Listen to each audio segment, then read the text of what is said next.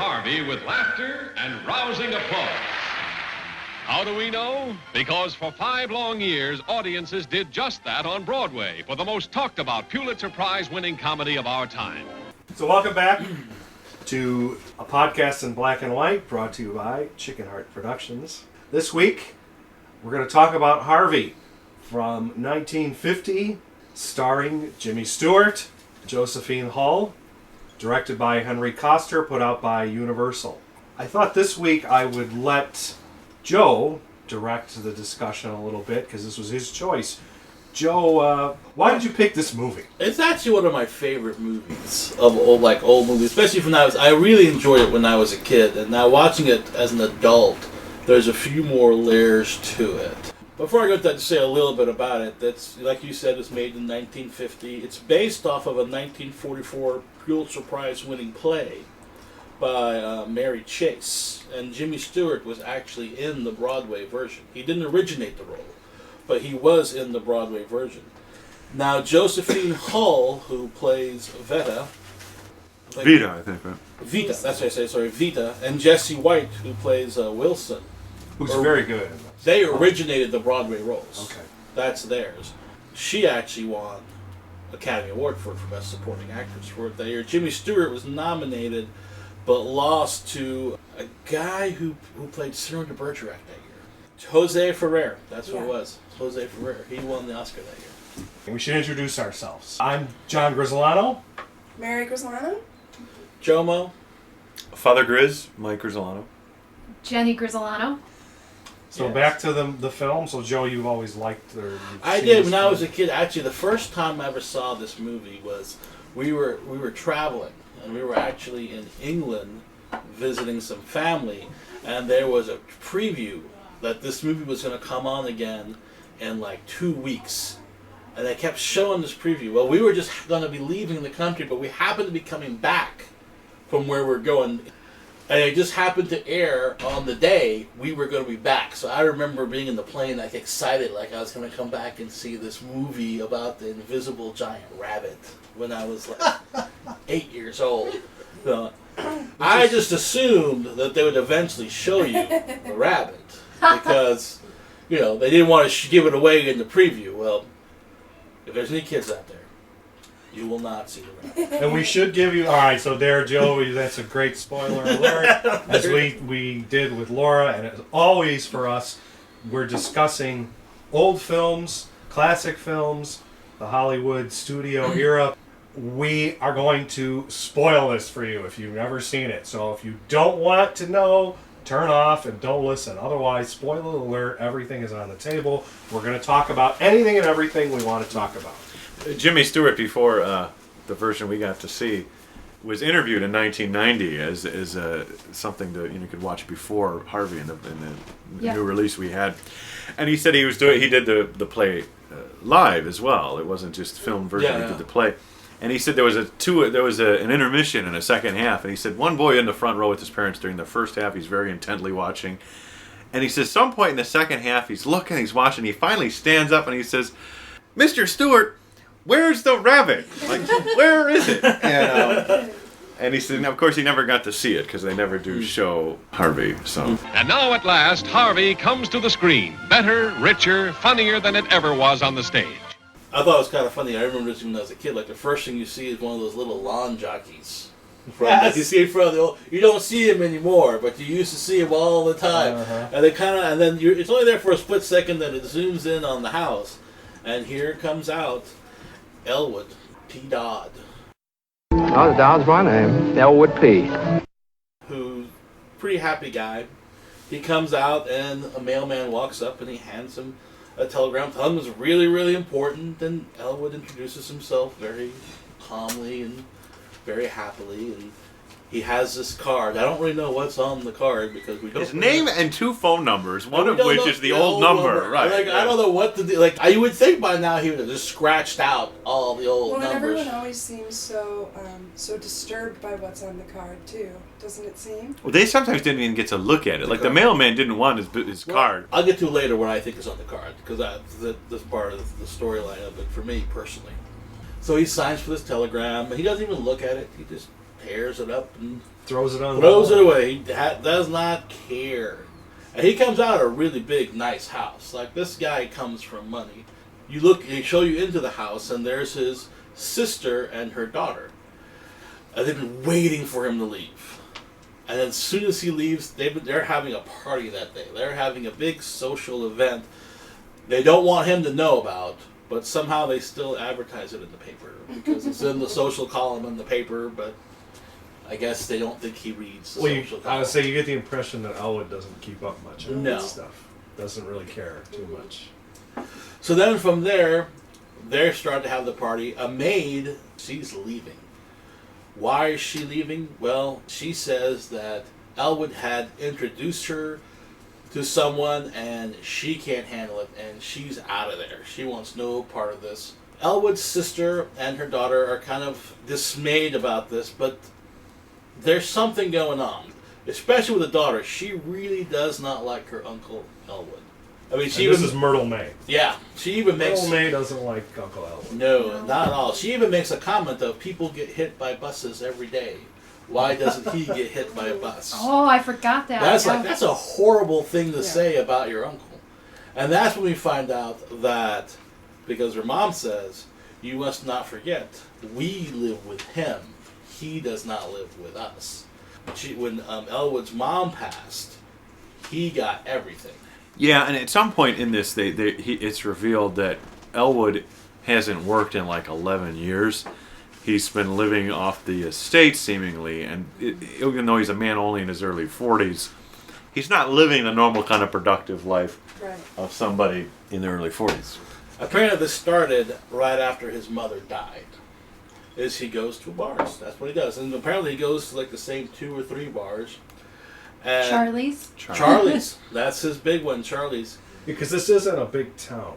It seems like it's a fairly small town. Everybody knows everybody. They all know who he is. They keep saying that, but every time you meet somebody new, they don't know each other. That's true, but they do make a point like it's not a big place. It's enough where, if you live your whole life there, you'll know every street in town. Yeah. At least that was my impression. If I may just go back a moment. The opening scene, things aren't spoken for the first minute or so. But you see things, and you mentioned the lawn jockey. What happens is that when Elwood comes out his door, he seems to be holding it, and certainly when he comes out of the gate, he's gesturing to somebody. And I do believe he carries on some dialogue with Harvey after the mailman. He does. They decide to go to the bar. Yes. Well, everything you've discussed so far, through the party, was actually my favorite part of the movie. Mm-hmm. You're going to get to the part at the party, like I always found it very funny, the bit with the woman up there singing the hip hip hip hip. I always like that part, and I like the part when Aunt Ethel comes. Mm-hmm. Aunt Ethel is Vita and Elwood's aunt, right? And she wants to see Elwood. She hasn't seen him in years. And she hasn't seen him in years, and Vita's terrified. Everybody knows who knows Elwood. He goes on about Harvey, who's this invisible rabbit. But people who don't know, they're trying to keep Elwood away from anybody else because they're afraid they're going to think he's nuts. And he constantly and very quickly wants to always introduce Harvey to everybody he meets. And now, Aunt Ethel, I'd like you to meet Harvey. Harvey, you've heard me speak of Aunt Ethel Chauvenet. She's one of my oldest and dearest friends. I wrote this one down because it was my favorite of her lines. She says to Myrtle May, "You look just like your grandmother." She says, oh, do I? Thank you. She says, "I was at her funeral." So, as the movie goes on, we find Harvey is actually a puka. And I went and looked up what a puka is. A puka is a Celtic fairy. And they take the forms of different animals. And normally they make a big version of this animal. And they're either very, very nice or very, very bad. They're kind of mischievous, but they either bring good fortune to the person they're with or bad fortune, depending on, I guess, the situation, whatever the fairy wind is carrying that day. That's not revealed in the movie until maybe Much 2/3 later. of Much the way. later, they say he's a puka. Yes. And No, they never explain what a puka is. They do, in fact, read it out of the dictionary, in fact. They do. Mr. Wilson does. Mr. Wilson, and then the last sentence on that is, "How are you today, Mr. Wilson?" He says, Yes. "How am I today?" Yeah, I was reading the dictionary. And that's what I was going to say. My favorite part of the movie is that the first you don't know until halfway through the movie if Jimmy Stewart is nuts or if Harvey is real or not. And then by the end of the movie, they make it very clear that Harvey is real and Jimmy Stewart really is seeing him. How we get to the Mr. Wilson and all that is Stewart comes home from the bar to the party. Because he's just He found read it out on the that he paper. found out there's a party. Yeah, and embarrasses his sister Vida, Josephine Hall, and Myrtle May, and they're furious that he came home. To all the ladies at the social gathering, Introducing Harvey to everybody. You know, and before you go in, just to reveal something, Elwood's character, he is a very pleasant man. Later on in the movie, he uses that, in fact, that very word to describe himself. So he doesn't drink seemingly, at least not, they don't show it, to excess. He says, Well, I just thought that she might be offended if we weren't there. After all, she's the only sister I have, and she'd probably be terribly upset if I wasn't there to greet the guest. And he seems to mean it sincerely. And Harvey knew about the party. Harvey, it seems that Vida is having a party this afternoon, and Oh, you knew? Oh, you knew about it, yeah. Oh, you did know about it. Right, and so he decides to go, not to ruffle feathers. He never seems to grasp the effect on his introducing to Harvey to people that it drives them away. He doesn't seem to grasp throughout the whole movie the kind of anxiety he puts people in when he introduces them to his friend. I don't know if he doesn't grasp it or if he's just indifferent to it. Maybe we'll discuss it. There's a later scene in the alley where he describes people's response, and he used the word envy. So but in any event, to build up, he's going to this party not to be malicious and to ruin his niece's chances to get married and so forth, but just sincerely thinking this is a good thing to do. Mm-hmm. Doesn't work out well for the party, though, and for his sister and niece. And consequently, they take him to the sanitarium. Chumley's Rest. Dr. Chumley. Where they immediately go to put him in a room, and then his sister is talking to the head physician there, who's not Dr. Chumley. No one sees Dr. Sanderson. Who is a big jerk. He is a. This is a G-rated, or I don't know if it's G, but PG. So we're not going to swear. But he's not a nice. Not at all. No, very arrogant. Cool, yeah. Well, the thing that's odd, before you even meet him, there's this pretty and sweet young nurse who works there, or whatever, Miss Kelly, and somehow, before any interview, Jimmy Stewart, Elwood's like ushered up into a room to have some weird bath done to him, and you're wondering how is it that on just the word of mouth, a little bit of somebody, oh my brother's nuts, take him away. Okay, yes, of course, take him to the room, and then Mr. Wilson just comes, the big henchman comes and just takes him and pushes him into the elevator. Blackjack or something. We see that in movies and TV shows all the times, like how easily it is to get somebody committed. Like, I don't know what it's like in real life. Violently committed. Yeah, and in fact, he just shows up, and that's it. Get a room for him, you know. Yeah. And then the twist is that the sister comes in, and she's been pushed to such hysterics because of Harvey that she starts to say, Harvey lives at our house. Elwood buys theater tickets and railroad tickets for both of them. "Oh." She opens it's so up to Dr. upsetting. Sanderson. Yeah, it's so upsetting. I feel like I've seen him myself.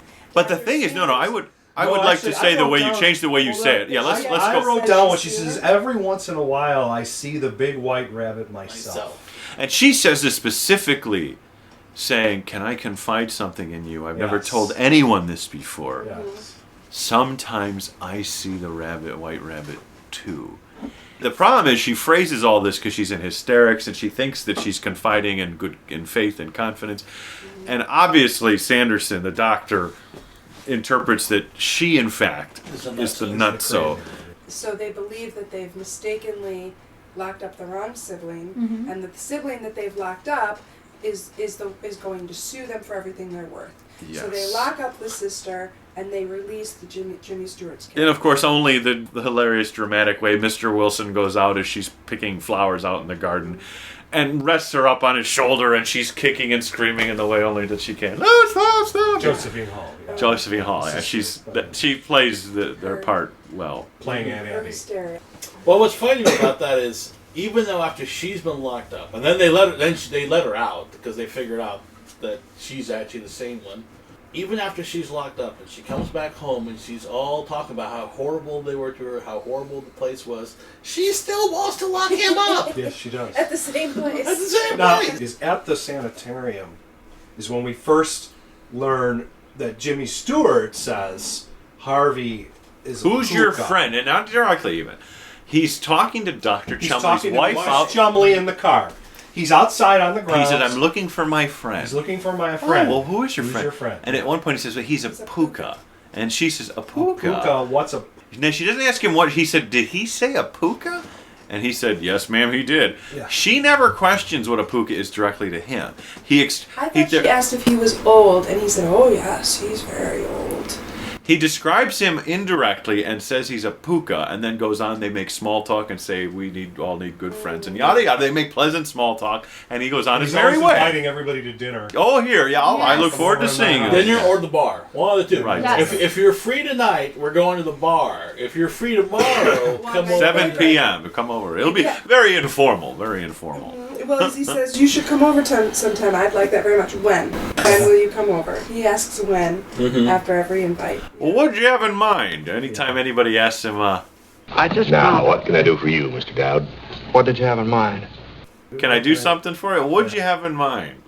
It's that next scene as he's leaving inside the It's inside sanitarium. the sanitarium, yes. You have the term puka is brought up, Yeah. and Mr. Wilson looks it up in the dictionary, and that's when he reads, as he's reading on, the whole thing that Joe already said here about the spirit, the Celtic spirit that takes the form of an animal, large. You are glossing over the atrocious love story. Oh, thank you. My least favorite part of the film. The atrocious love story. You know it's a The bad love simpering- story when Mary Yeah. and Jenny don't like it. If I don't like It's the a love bad story, love it's story. not a good one. This beautiful, sweet, simpering nurse who is just doughy-eyed over the doctor Who's a jerk. who treats her like gum on his shoe. Yes. I mean, he is terrible to her. And Jimmy Stewart, presumably, he sees what a gem this young woman is and brings it out in her. And so the doctor starts to see her for the first time as Jimmy Stewart sees her.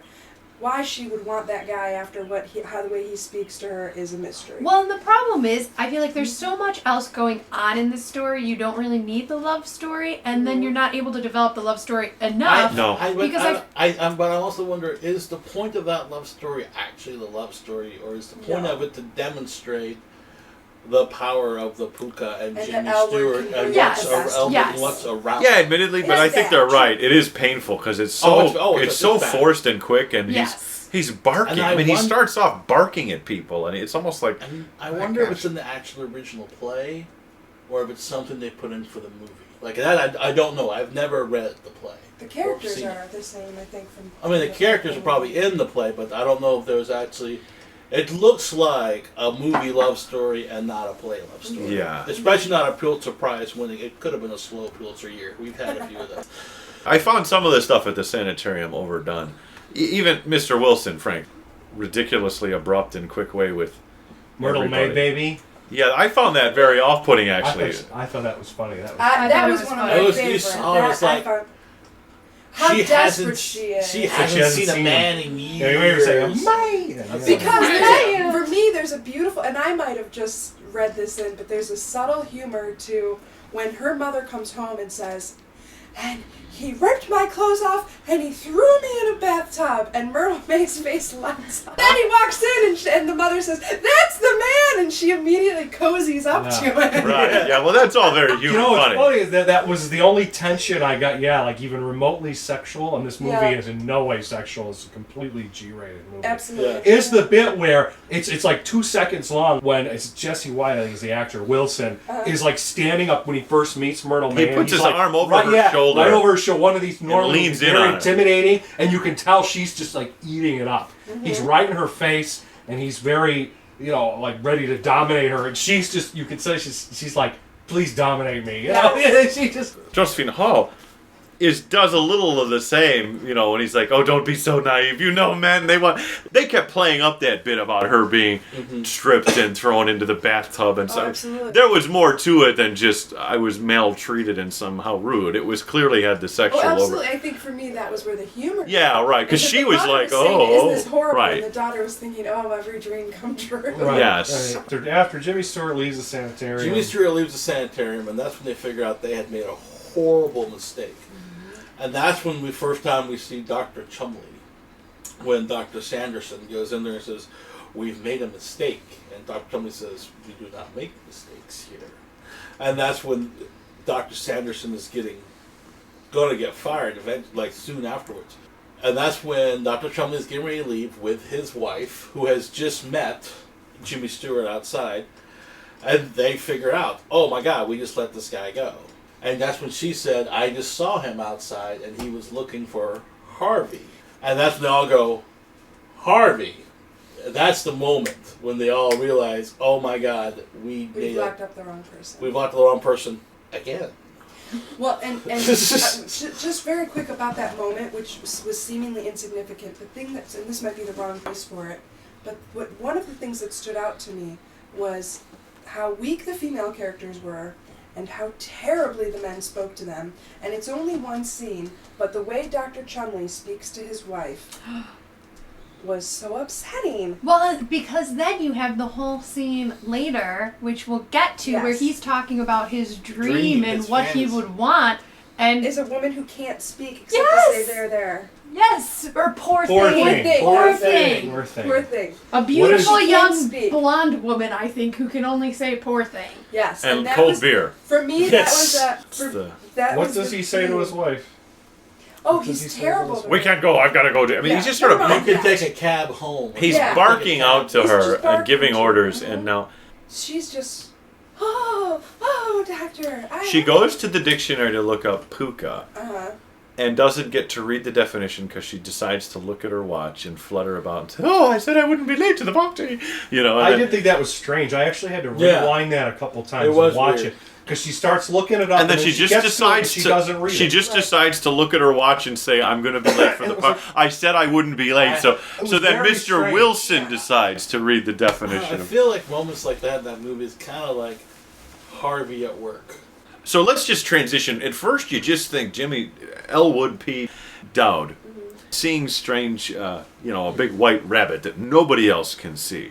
Then you get the sense that in fact his sister has seen it, but then you realize that what a puka is, because the word puka is brought in, and then you get the sense that Harvey is in fact not just an imaginary friend or even even just a big rabbit, but somebody who's got real influence and power in a sense. He can do things, which is a fascinating transition. Yeah. You're moving from Harvey's seemingly more and more in control. You get to more character in the story, more a real somebody, and not just the figure that people are talking about. As the Dr. Chumley is barking and upset about getting the wrong patient and being sued and so forth, we don't make mistakes. He grabs a hat, and it's not his hat. And as you see, he's about to walk there. "Hey, what are you wearing there? Here's your hat." He said, "What? What's that?" And of course, he takes off a hat that's got 2 holes in the top. The hat and the coat thing was kind of weird for me because there's moments when you see it. And Jimmy Stewart sometimes is carrying it, and sometimes it's not there, and sometimes it is, and almost like at first, almost like think it's one of those you can see the helicopter shadow among the Indians, like it's like a film mistake. Bad editing. You think that at first, then you realize no, that's actually fully intentional. That coat comes and goes. Where Harvey comes and goes. So when the hat's still there, Harvey's still there, because Harvey's not going to leave his hat behind. So Harvey's actually watching all this happening. And that's how he added in the "Hello, Mr. Wilson," or "How are you doing?" The line. Mr. Wilson. Yeah, but it seemed to be in the actual... He read it in the dictionary, which is why he freaked out. And he was going to show it to Dr. Chumley, who comes out upset and blah, blah, blah. We've got to go get the right guy. Do you know what you've done? You've allowed a psychopathic case to walk out of here and roam around with an overgrown white rabbit. So then they go on. I mean, if we were to move on to the story, it's that they move on this dramatic search for Elwood. They have to find him now. Yep. This has its own adventure and so forth. And that's where Wilson... They end up with a bar. Well, at first Wilson winds up at the Dodd's house. That's where he meets. That's where he meets Myrtle May. That's where he meets Myrtle. And then Chumley, we find out because he comes to the house and says, I'm going to go to the bar. And he leaves. 4 hours later, everybody's like, where's Chumley? Because he's been to the bar. And that's when Sanderson and Miss Kelly... Wilson goes back to the sanitarium rest home, sees the upset fired doctor who's verbally abusing the nurse. Again. And Wilson comes back and they say, why aren't you with Dr. Chumley? And Wilson says, Dr. Chumley should have come back here hours ago. Pardon me, Chumley. Dr. Wilson, yeah, he should have come back hours ago with Jimmy Stewart's character. So then all three of them go out looking for him and they go to the bar. Now the funny thing in the bar is everybody who's a regular at this bar has no problem with Harvey in the bar. Mm-hmm. And I don't know if it's maybe they see him, maybe they don't, or maybe this guy spends so much money at this bar, he can do whatever he wants. What about just that he's that he's just so pleasant? I mean, yeah. He is very pleasant. You know what's more important to a bartender than pleasant? You spend a lot of money. The money and the pleasure. But the patrons seem to act the same way. Well, the patrons who are regulars act the same way. The patrons who are new don't act the same way. Because there's a whole point of the man the first time he goes to the bar who seems disturbed by Harvey, and then when he leaves, that guy's going to buy the... Is Harvey paying the bar tabs? Or is Mr. Dodd paying the Harvey? Yeah, that's a good... The bar tabs. So in this scene, you get, again, as Joe's brought up, a lot of drink ordering and nobody drinking. No one ever actually takes a drink in this movie. I watched for it. There is nobody drinking in this movie. Unlike Laura. Yeah. Yes. Unlike the drunks. And it's clear that Jimmy Stewart admits, too, in the scene when he's in the sanitarium, that, do you drink? And he says, well, yeah, I have to work on that. Look, he admits to his daily visits to the bars and does do his drinking. Mm-hmm. But there's a lot of it at the beginning of the movie, like when I saw this before, was the insinuating that he sees the puka because he's drunk, and it's the drunks who can see the puka. But that means he's drunk when he wakes up in the morning. But here's the thing: they make a point to say that his sister does not drink, and she sees it every once in a while. But it's at the bar when everybody's going and looking for Chumley that we get the scene where they go out in the alley. Yes, this is important. And have the talk where we get a little bit more insight into Elwood's philosophy and character. Mm-hmm. And apparently the puka appears soon after his mother dies. Somebody was drunk at the bar and Elwood was helping him out of the bar. And they got him in the cab, he turned around, and there was this 6'3" 1/4" rabbit leaning against a lamppost. Well, anyway, I was walking down along the street and I heard this voice saying, "Good evening, Mr. Dowd." Well, I turned around and here was this big 6-foot rabbit leaning up against a lamppost. He meets Harvey for the first time. And I liked his explanation of how did you know his name was Harvey. He said, well, he asked me what my favorite name was. And I said, Harvey. And he said, what a coincidence. My name happens to be Harvey. I like that. But he even says before that, when I think the doctor asks him about reality. You know we all must face reality, Dowd, sooner or later. Well, I wrestled with reality for 35 years, Doctor, and I'm happy to state I finally won out over it. This is what I would have liked more to have in this story. This is what I was hoping it would actually be, but there are definitely strong suggestions in there. I would have thought it would be more interesting if Dowd was making this stuff up. That's where Joe's favorite line was. What was your favorite line? No, my favorite line was later. I didn't quite grasp it, and I thought maybe some of you had seen it more than once, because he says, sometimes I introduce people to Harvey, and he said something like they walk away. Like, he finally made an acknowledgement that he's aware that people walk away, but he attributed it to something like envy. Envy. He said, envy can be an ugly thing, or we can all... Well, it was to people who see Harvey and spend time with Harvey, and then walk away and don't come back. Not to people who don't believe, because he said people meet Harvey, and I interpreted that as people like the doctor, who meet Harvey. Chumley later. Chumley, who do see Harvey, don't come back because they're envious of it. But it could also be that he's so pleasant and positive and can't imagine that people would think I don't know. That he's crazy. Yeah. Hey, this rabbit gag must be a good one. Yeah, he's so gracious that's what I meant earlier. It's really hard to tell whether or not he actually grasps that people are just absolutely discombobulated when they encounter him looking up to what to them is an invisible figure. And in truth, Jimmy Stewart says before to the movie that he actually was envisioning Harvey being 6'8", because he says he was 6'3.5", and he wanted to be able to look up to Harvey. So he basically practically looked up to him as if he was 6'8", but says he's 6'3.5". He's himself 6'3.5", and is always looking up to Harvey. Jimmy Stewart is 6'3". Yes. Jimmy Stewart was 6'3.5". He says in the movie the rabbit's 6'3.5", but in reality he said, I looked up to him as if he were at 6'8". What's your order? 2 martinis. Oh, that's...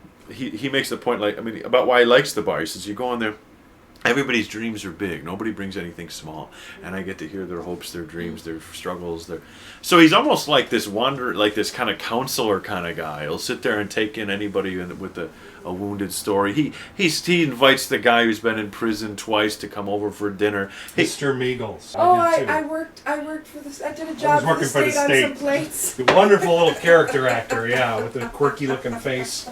And you see him later on in the movie too, Yes. just in the background. Mm-hmm. Yeah. I was doing a job for the state for a lot of days. But that alley scene is one of the most important scenes in the movie. Now, do they get him to agree to go back to the sanitarium? They asked him to come back, and he says yes. He just goes with. Because it's from the alley that the cop comes. Yeah. Stewart clearly never seems to go against anybody's desires usually. But I think he was going to go back with him anyway. Well, they certainly grab a hold of him and the cop. They make it look like this wasn't exactly an invite, like, oh, why don't we come? It looked kind of aggressive. Well, because the cop and Wilson are being aggressive. Right. Yes. I think had Sanderson and Kelly asked him and escorted him, it would have been But they fine, cut from that scene back to the sanitarium.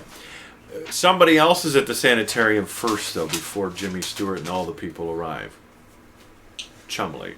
Yes, and we get all kinds of physical signs here that you've not seen enough already. There's all kinds of physical evidence being presented to you that Harvey is real. Mm-hmm. Chumley claims he's being followed. The first thing at the gate with is, "Oh, you're a genius! Yes. Oh, thank you."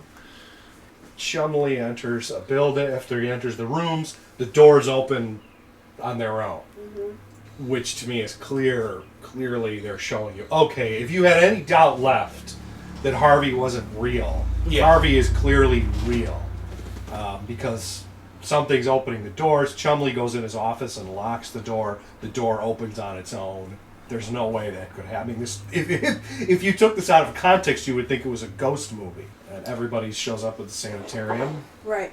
Chumley pulls Dowd into the room, and they have a little talk about Harvey. And that's when Dowd explains more about the powers of Harvey, including that he can control time. Which was time and space. Unnecessary, for me, an unnecessary and peculiar addition late in the movie, but... Well, not really, because it kind of explains stuff earlier in the movie. It kind of explains how Mr. Wilson's name got into the dictionary, stuff like that. You know what I'm saying? It's stuff like that. If you control time and space, there's so much more you can do. And that's when we found out Chumley's secret dream and desire is to be on an island full of cold beer. No, it was Akron. Akron, Ohio. He wants to lay under a tree. Under a shady tree with an endless supply of cold beer. Now that sounds good to me. The Akron, Ohio, I could do it out, but an endless supply of cold beer under a shady tree. But and a beautiful young woman to hold his hand with a soft white hand and to tell him they are poor. So he could tell her things he's never told anyone, and he very specifically says she won't speak except to say "poor thing" because Dowd says, "Oh, I think you're making a mistake and not letting her speak." Well, at first it is 2 weeks. Wouldn't she get bored with just cold beer under a tree? Oh no, it would be wonderful. He says. Yep. Okay. But this is also where you have Elwood stating that he sort of likes to live in the present, because when Chumley is daydreaming about how he wants to be anywhere but here, Elwood sort of says something about how well, he quite likes things just as they are. In and fact, being he's right enjoying here. his time with you right now. Yes, He that's says, no matter it. where I go, no matter what I do, I have a good time. Yes. Although, if you think about it, though, I want to go back to Chumley, and I hadn't thought about that until just now. As I recall that scene, doesn't he lay on his shrink's Yep. couch? Yes.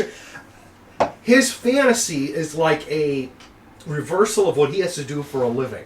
In other words, he has to sit there all day and listen to people tell him Not anymore. their problems. He used to, but not anymore. No But that's one still sees has him been his. anymore. That's true. Nobody Nobody sees sees it. That him was anymore. his career. Yeah. Has been listening to people, and he's got to sit there basically and do the poor thing.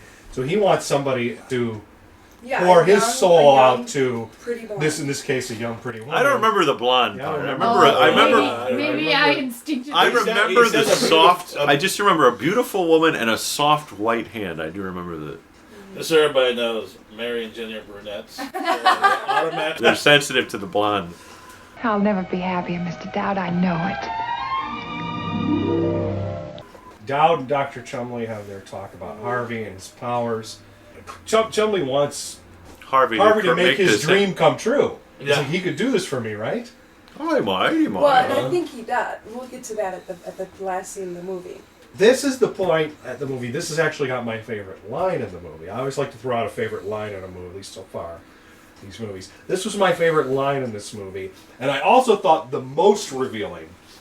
It's actually the most famous line of it. Because you get a little flash of what I would call the post-war Jimmy Stewart. This is why I think it could have been more interesting. You know, years ago, my mother used to say to me, she'd say, in this world, Elwood, you must be, she always called me Elwood.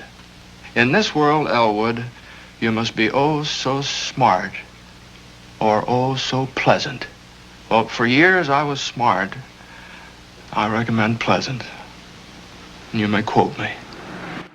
And when he says, oh so smart or oh so pleasant, and he gives a little bit of that Jimmy Stewart oomph on pleasant, and he hits the T really hard. That's the only time you see that, and you get the little glint in his eye. It's the only time you see that, at least maybe I'm reading into it, but in the whole film, where you see Jimmy Stewart show a flash of that angry Jimmy Stewart, if you ever watch any of his westerns or I have to Vertigo say, or any of those. I have to honestly say, I didn't detect that. I'll have to did. watch I for it. rewound and watched it a couple times. I know what he's talking about. And I thought, is he like giving something away here, or because obviously Stewart by this point must have played this role 100 times, Oh, yeah. easily, and so he knew exactly what he was doing when he delivered that line. But it's the kind of role he would deliver in, think about like Mr. Hobbs or something, where he'd either talk fast and raise his voice, or he put a little zinger in there in the way he delivered it. And I thought he did just that one syllable he put in there, and I liked it. This could have gone the route of Dowd was making this choice, and this made him happy. Again, back to his argument or his quote about reality. That he does all this, and Harvey's there because he wants Harvey to be. He imagines Harvey's there, although he wouldn't say Harvey, he's imagining it. And he doesn't care what everybody else thinks. I would have found that more interesting than the fact Harvey's real, and just not everybody can see him. I interpreted that more in following his whole sequence in the movie that he's revealing that he actually is. He's never angry when people are mean to him. He's not mean back. So I'd have to rewatch to determine if there's an extra little T at the end, as if like this isn't now coming naturally. I'm forcing myself to be pleasant. I don't quite understand it. It's not that he's forcing himself to. He's recalling this advice. I think that if I'm hearing you correctly, there was a challenging emotion or something dark that drove him to decide, forget it. I'm choosing a life of being pleasant. I'm sick of it. Thank you. Well, it's not like you just said it better than I could. Well, it's not like his sister later saying you could do whatever you want. At one point in time, he was probably a hardcore dude in whatever profession he was doing, and probably very successful at whatever it was he was doing. But that also means doesn't Vita say that to him? That you could have been any. It's Did she say that? She says it to him. She says when their aunt is there as well. I think she. Well, she also says it at the very the following scene. Yeah. When she's upset because they're offering him serum. Formula 977. Serum 977. That's where we're at now. Is that he leaves the doctor. Seemingly, they all go out into the main room of the sanitarium. Dr. Chumley's and he have had this conversation. Chumley's hoping to get Harvey to do him this service, as it were. And Sanderson is no longer fired. Sanderson's been rehired back. And everyone's much more pleasant with each other. What I interpret as the whole point of Harvey and Dowd character. Everybody is in the final scenes softening and softened to the point where they were once harsh. And, Dr. Chumley no longer has fired his associate. Sanderson and Kelly are Sweet kind to the Yeah. nurse finally, and even Wilson has softened his edges a little bit, and he's making kissy faces. It's almost like a Myrtle May. Jimmy Stewart's sister shows up with the judge. They want him taken care of. Is he still. the judge or is he a lawyer? He is a judge, is what she calls him. I also took it as she is going to retain him. So Jimmy Stewart's now has no intention of staying at the sanitarium. He feels fine.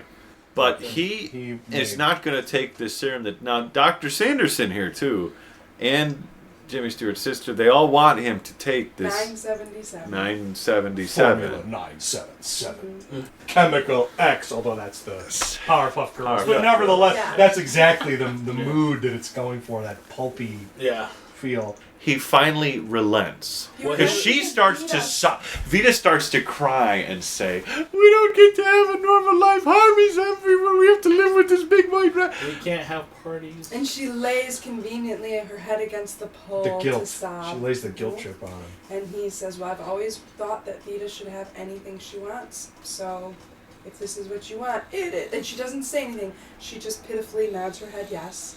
And he says, "Okay, well, let's give me Formula 977 then."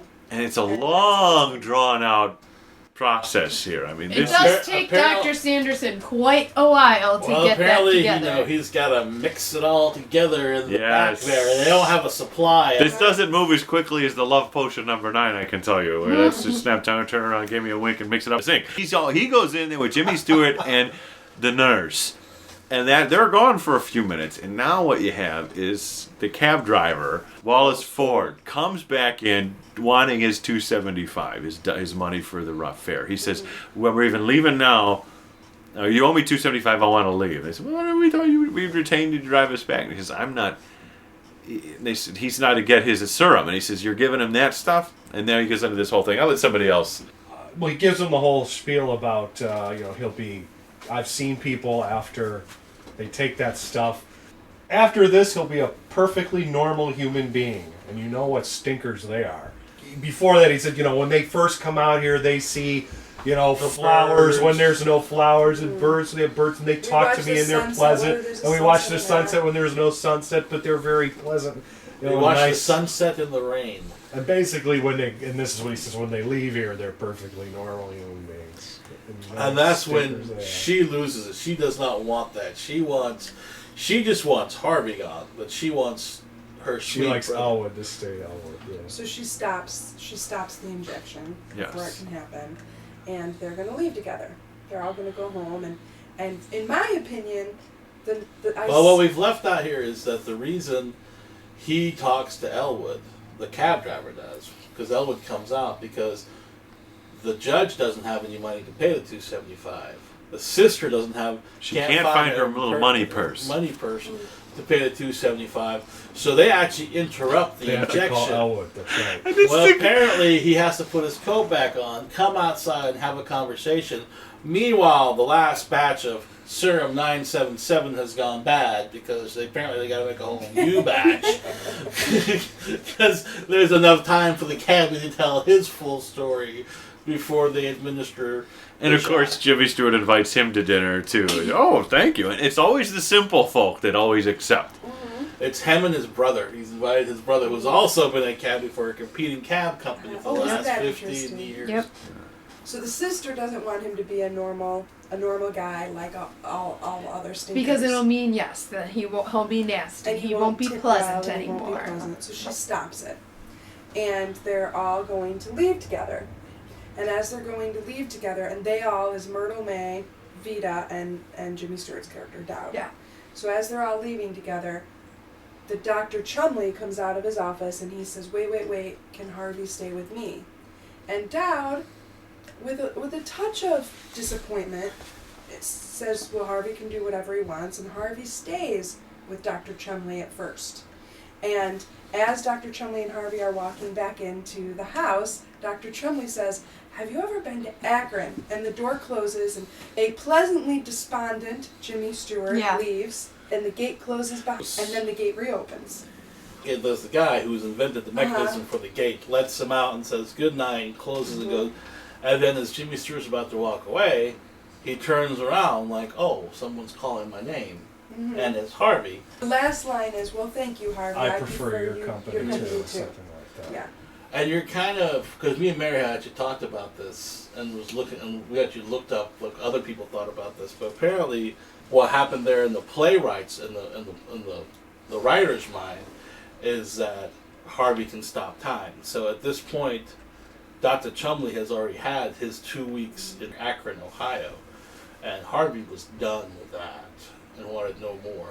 Frankly, it doesn't take too long with the doctor to feel like, I don't want to spend any more time with him. So it took I actually interpreted it as it took all of about 2 minutes with the doctor for Harvey to be I did as well. That was kind of my assessment. Actually, I thought Harvey had sent him to What's the World in a H.P. Lovecraft game that you go to. Yeah, Dr. Chumley is lost in time.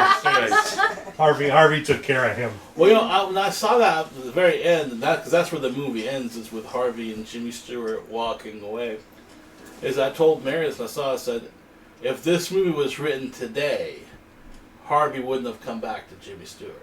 Harvey would have stayed. They would have done the happy ending was Jimmy Stewart's cured. You're cured now. You don't need Harvey anymore. Right. But Dr. Chumley needs Harvey. So Harvey's moving That's on. more exactly how I thought it was going to end, and as sad as it might be. Unless there's something else you want to, any small points about the movie, but what kind of feedback? Because I'd kind of like to hear your overall assessments and what your thoughts now that we've kind of given a... Well, you know, me and Mary talked about this in the car ride over today. We were talking about, it's almost, if you look at it, it's more of Harvey is there not necessarily to help Elwood, but to help everybody around Elwood. Like everybody else is who needs to help right now. Elwood is fine. He's the only one that's actually okay. And it's all the people around him that need the love and the help. And the character who undergoes the greatest transformation is his sister, Vida. I mean, she's the one who has to overcome her fear and obsession with social standing to love her brother again and to... And she even says that, I don't care who knows about Harvey. At the end, she's finally she stops caring about all those other things. Yeah, that's a good point. Should we do what's your assessment then of the film? I think... Or do you have any closing thoughts, Jenny? No, So before you give your review.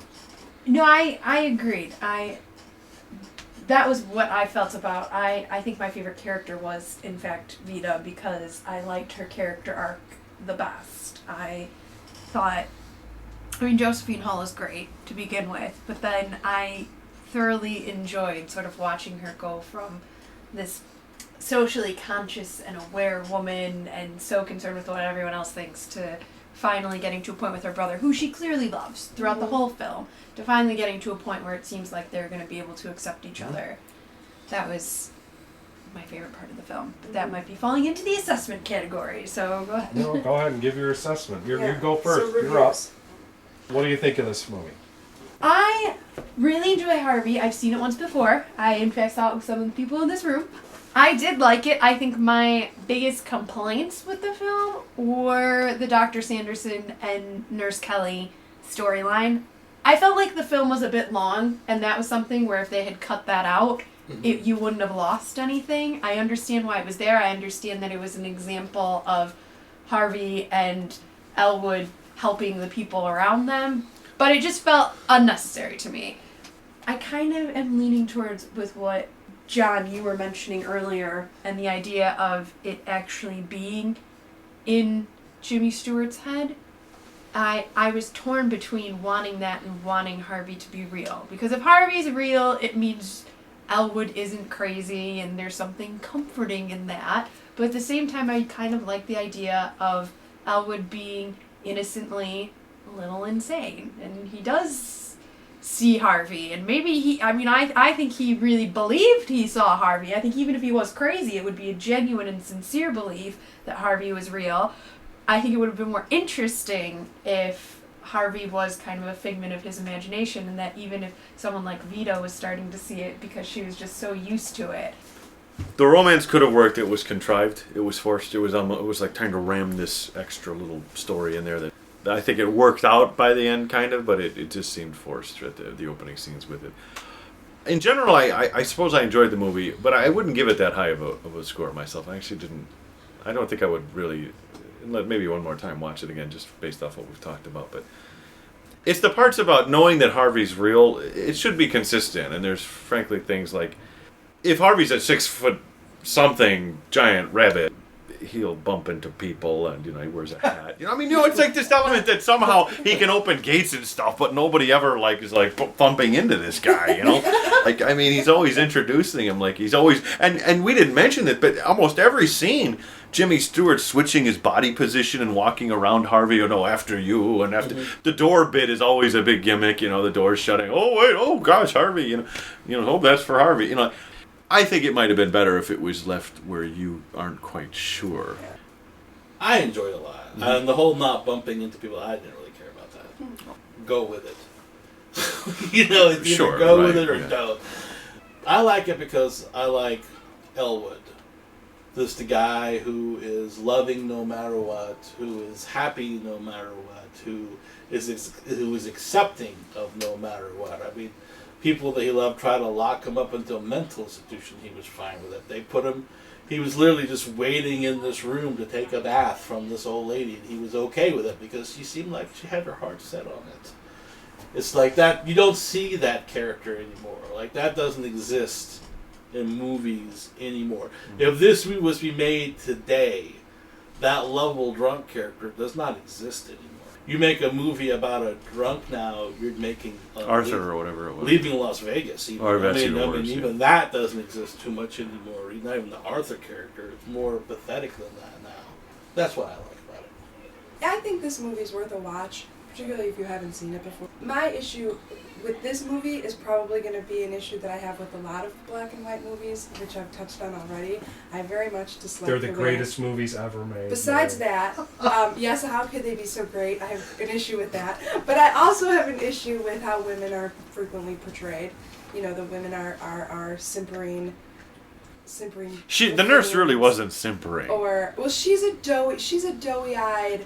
She's a little spineless in the sense that she just loves this man. Well, and I guess you'd be okay with it if he was as sweet as Elwood, but because he's a jerk to her, you're wondering. But isn't that real life, though? That's probably the most realistic thing in the movie. Women love I very much enjoy. Oh, save me! It's true, but if you were to just compare to, there are no normal men in this movie. There's not one just normal, and I mean normal. The judge is some weird over-the-top. That's true. They're all well, I'll be swizzled. One normal guy. He's the guy making the drinks. What I like about the movie is what I perceive as the theme of it, which is essentially whether or not Harvey's real or not, which I agree with your assessment that I think it would have been more interesting if it was ambiguous, is the idea that you may have to overcome social mores or what is acceptable in order to really find happiness.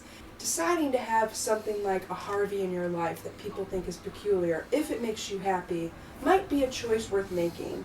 And exploring that question of, when you said, Jenny, that he might have been, you'd prefer it if he was crazy, I almost imagine that the question would be, well, if he's happier and more pleasant and making the world a better place because of believing in this 6'3" bunny, maybe he's not the one who's crazy. And of course we all know he is, but it raises those questions of, does it even matter? Does it even matter? Right. Does it even matter if you're not hurting yourself or others? I'd be curious to see the play version. I want to read the play. Because I know the play only has 2 settings: the drawing room and the house and the lobby of the sanitarium. That's the only two settings in the play.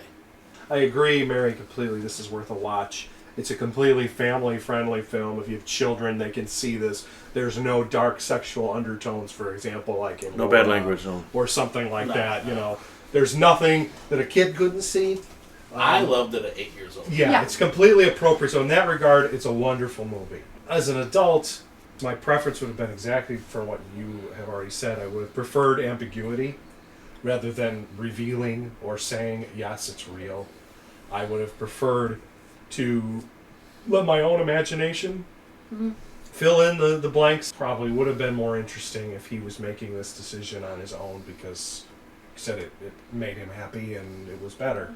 And he didn't care about the social consequences. However, none of you touched on it. I'm surprised nobody did because you all seem to like Elwood's character. And I love the performances. I love Jimmy Stewart. Okay, he's not my absolute favorite old movie actor, but he's one of them. Yeah. Okay, so I have no criticism of Stewart. But I actually found the Elwood P. Dowd character treacly sweet. He was too much. It reminds me of the candy you eat when you're a kid. Like a Peep smothered in powdered sugar and filled with corn syrup. I mean, it's just too much sweetness. And the thing I was thinking, John, I realized it wasn't his sweetness that troubled me. It's more what Mary was assigning. It's more what Mary was assigning to the female characters. Dowd is absolutely passive. The man has no motivation. He has no vigor. Passive is a good way to put and so, it. like what you've interpreted the female, all the women characters have something they're hungry for. Like he's pleasant to the point of having no character, almost, aside from being agreeable. And frankly, I think it's that inability to he's never disagreeable. And I said I found him almost too much. When Wilson was getting angry, or like the one point the cop was going to grab him, I actually wanted to see him pop him in the mouth just to see how he'd react.